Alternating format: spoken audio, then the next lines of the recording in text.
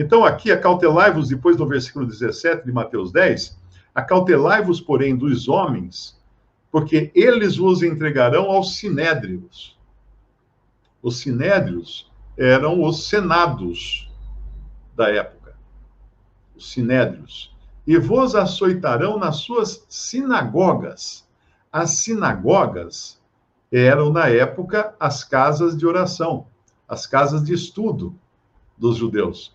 Os judeus tinham o templo, que era um lugar só, era o único lugar onde o Senhor tinha colocado o seu nome, e eles tinham as sinagogas nas muitas cidades. O templo só tinha um. E nunca mais Deus autorizou a construção de nenhum templo. Ou melhor, ele autorizou sim. Ele autorizou lá em Efésios 2, edificados sobre o fundamento dos apóstolos e profetas, do qual Cristo é a pedra de esquina, a pedra angular. Então, sim, Deus edificou, está edificando um templo, uma casa, a casa de Deus, que ela é construída em cima do fundamento do alicerce dos apóstolos e profetas, que nos deixaram as escrituras do Novo Testamento, e agora somos todos pedras vivas, sendo assentadas nas paredes dessa casa de Deus, morada de Deus em espírito, como fala lá em Efésios 2, e você encontra também em 1 Pedro também, falar que somos templo, somos sacerdócio de Deus. Então, sim, tem um templo de Deus. Desculpe, eu falei que não tinha mais templo de Deus? Tem. Aquele templo dos judeus foi destruído no ano 70, como Daniel tinha previsto no seu capítulo 9, capítulo 9 do livro de Daniel. Ele previu que o templo, que o Messias seria morto e o templo seria destruído. E até hoje, os judeus não podem oferecer os sacrifícios deles. Não tem sacrifício, até hoje. Desde aquela época, os judeus não podem sacrificar. Os samaritanos, que são judeus fake, né? Que eles praticam um judaísmo fake, eles sacrificam. Eles têm lá os sacerdotes deles, eles matam. Se você procurar na internet, você vai encontrar lá sacrifícios de samaritanos. Você vê lá eles pendurando a ovelha, cortando o pescoço da ovelha, pegando o sangue da ovelha e tal, no Monte Gerazim, eu acho que é o lugar de adoração deles. Então eles fazem, porque na realidade a adoração deles é fake, né? É falsa. Ela não é a adoração que Deus deu. Eles copiaram, imitaram do jeito deles, então, por isso que os judeus nunca gostaram de samaritanos. Mas voltando então, tinha esse templo em Jerusalém, que era o único lugar autorizado por Deus para se oferecer sacrifícios, e eles não podem mais oferecer sacrifícios hoje, porque não tem o templo, os judeus. Por isso que eles ficam muito bravos de existir hoje uma mesquita construída em cima da esplanada do templo. O que é a esplanada do templo? Quando entraram os soldados de Tito, do imperador, do comandante dos romanos, Tito levou seus soldados para combater os judeus rebelados ali em Jerusalém e destruir. Os soldados puseram fogo no templo. O templo, ele era construído de pedras, revestido por dentro de madeira. O teto era madeira, era tábuas, né? Grandes tábuas, grandes vigas de madeira, e tudo isso por dentro revestido com folhas de ouro. Imagina o que era entrar. Era como você entrar num porta-joias, né? Imagina que coisa linda que devia ser entrar no templo e aquele ouro por todos os lados. Então os soldados vieram e tacaram fogo no templo. Só que depois que puseram fogo, é que caiu a ficha. Espera aí, gente. Nós pusemos fogo, a madeira está queimando, e o ouro? Aí o ouro derreteu. Todas aquelas lâminas de ouro que revestiam a casa de Deus por dentro se derreteram. E quando elas se derreteram, elas se infiltraram pelas paredes de pedra, porque eram pedras, as paredes do templo, né? Tinha frestas, tudo. Então o ouro ia descendo e entrando nas frestas, depois entrando nas frestas do piso, e com isso o ouro ficou tudo misturado com as grandes pedras. Aí os romanos, para poder recuperar o ouro, eles simplesmente desmontaram o templo inteiro e rasparam as pedras. Por isso que Quando o Senhor Jesus falou, não ficará pedra sobre pedra que não seja derrubada. Olha que fantástica a profecia que ele fez. Porque qualquer ataque a uma cidade de antigamente, você tem até hoje as ruínas, não é? Você às vezes tem uma parede caída, umas colunas tombadas, mas uma parede ainda continua com os pedaços de pedra em cima dela, tudo. Mas a particularidade do templo é que ele foi desmontadíssimo. As pedras foram todas tiradas para poderem raspar o ouro. Muita gente pensa que aquele lugar onde os judeus oram, diante de uma parede, que aquilo seria a parede do templo. Não era. Aquilo ali é muro de arrimo, porque a esplanada do templo ela é um aterro, um grande aterro, um aterro muito alto, não é? E aquele muro foi um dos que sobraram para segurar o aterro. Então, aquilo segura o volume de terra que tem lá em cima.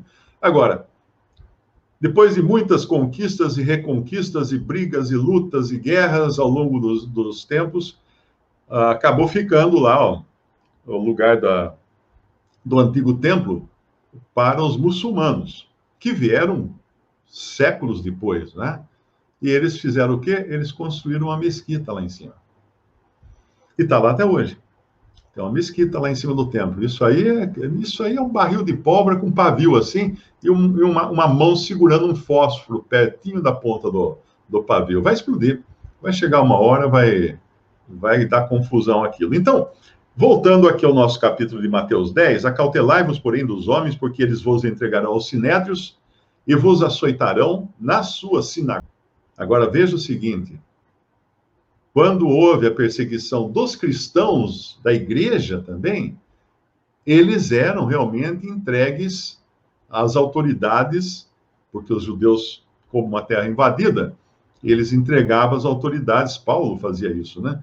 Entregavam às autoridades para serem mortos, vendidos como escravos e torturados e tudo mais. Paulo era um dos algozes, Paulo era ele não punha a mão no sangue, mas ele que tinha autoridade para prender e mandar para os algozes os cristãos que ele pegasse. Mas isso no começo da cristandade.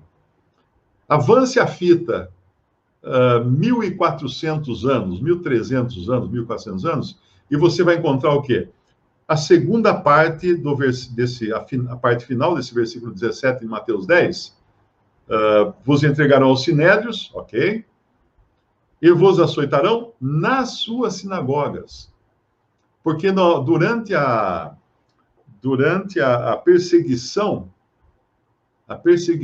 perpetrada pelo catolicismo contra aqueles que eles consideravam hereges, os templos católicos, esses que você pode ir para a Europa visitar, não só na Europa, você vai encontrar também na América do Sul, América Central, principalmente América Central, que foi dominada pelos espanhóis, e a perseguição, a Inquisição espanhola, foi a mais cruel que aconteceu naquela época. Então, você tem museu, acho que no Peru ou no Chile, tem Museu da Inquisição, você tem Museu da Inquisição, se não me engano, também no México, na Europa você tem Museu da Inquisição, e ali eles mostram todas as torturas que eram feitas contra pessoas alguns que realmente professavam crer em Cristo, mas não se sujeitavam à autoridade papal. Naquela época, teve um convento na Espanha, e teve também um mosteiro, onde todos se converteram a Cristo. E continuaram quietinhos, como se tivesse tudo igual. Até que foram descobertos e foram presos, e foram torturados, e alguns foram mortos, porque eles tinham tido acesso à literatura dos reformadores. Então, eles se converteram a Cristo. As histórias são muitas. Então, os porões das catedrais que você visita na Europa, daquela época, né? Não as mais modernas, da Renascença, nada, mas naquela época, elas serviam de câmaras de tortura, elas serviam de prisão também. Tem filmes aí hoje que demonstram isso, né? E às vezes a pessoa ou era um cristão que não rezava de acordo com a cartilha de Roma, Ou era mesmo um herege de verdade, mas não era razão para você matar o cara, né? Por ele ser herege, não era assim que devia funcionar. Ou então eram ciganos, ou eram judeus. Os judeus foram os que mais contribuíram, porque quando um judeu era preso pela Inquisição, a sua riqueza toda passava para Roma, era dividida entre Roma e o rei do país onde ele era pego. Então, os judeus, coitados, bom, eles já estavam previstos que eles iam passar por tudo isso, né? Eles foram presos aos montes, como aconteceu na Alemanha. Todas as riquezas dos judeus na Alemanha passaram para os líderes do nazismo.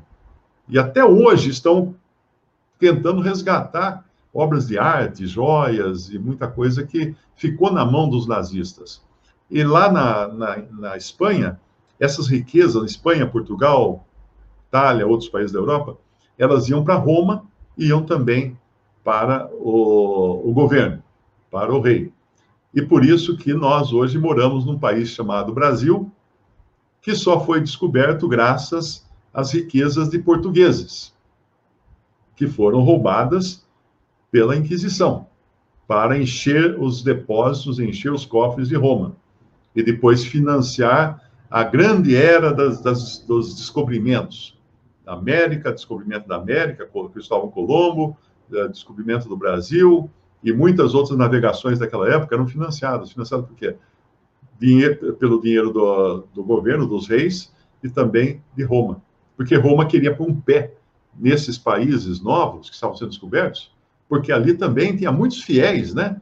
Tinha muitos fiéis que eles queriam, muitas almas, muitos índios que eles queriam salvar, né? É assim que acontece sempre, quando junta religião e interesse político. Sempre vai ter um interesse. Então, voltando só aqui,